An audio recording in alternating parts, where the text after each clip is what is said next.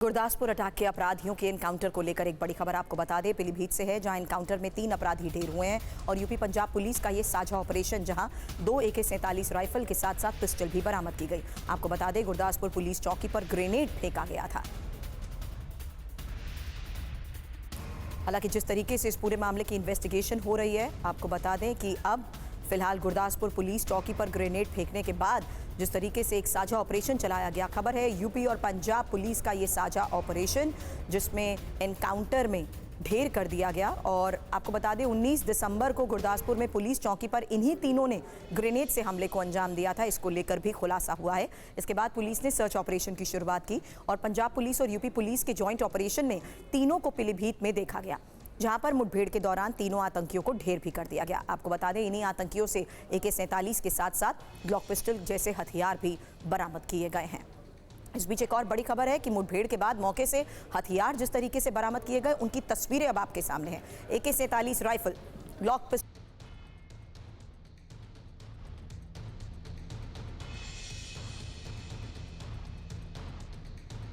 इसके अलावा वो बाइक भी मौके पर दिखाई दी, जिससे तीनों पीलीभीत में दाखिल हुए।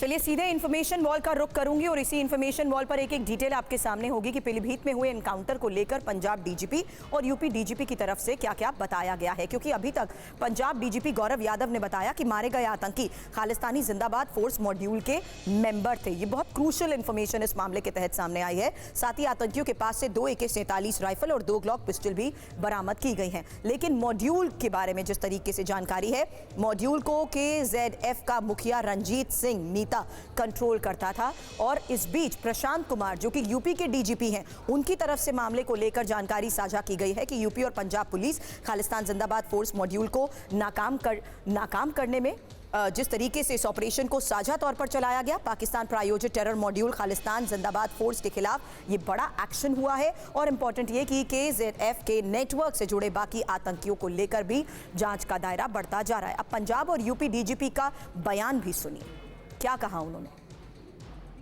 A resident of the area of police station Kalanor, and they were involved in a grenade attack on the police post Bakshiwala in the same police station.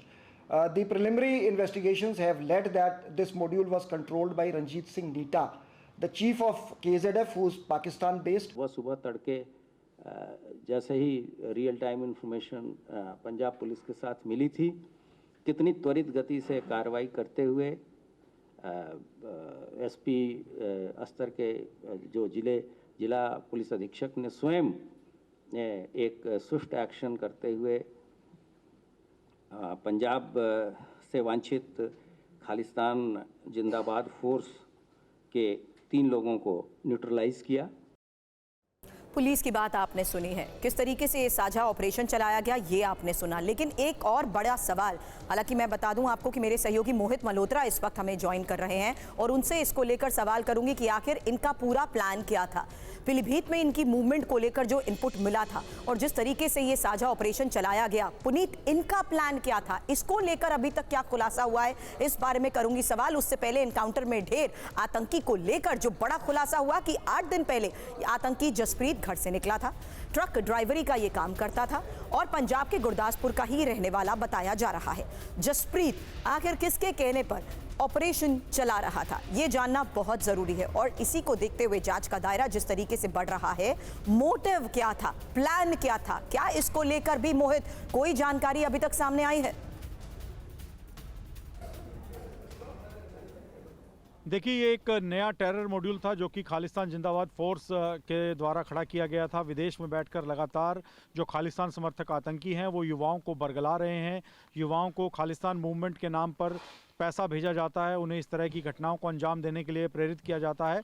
और पिछले अगर हम 1.5 से 2 महीने की बात करें तो पंजाब में 8 पुलिस थानों और पुलिस चौकियों पर हैंड ग्रेनेड या फिर विस्फोटक के साथ हमले किए जा चुके हैं। तो ये एक टेरर मॉड्यूल था जो कि गुरदासपुर में तैयार किया गया था लोकल लेवल पर, और इन युवाओं को कहा गया था कि इन्होंने पुलिस चौकियों को टारगेट करना है। 18 दिसंबर को इन्होंने बख्शीवाला पुलिस चौकी जो कि गुरदासपुर में है उसको टारगेट किया था, हैंड ग्रेनेड फेंका था।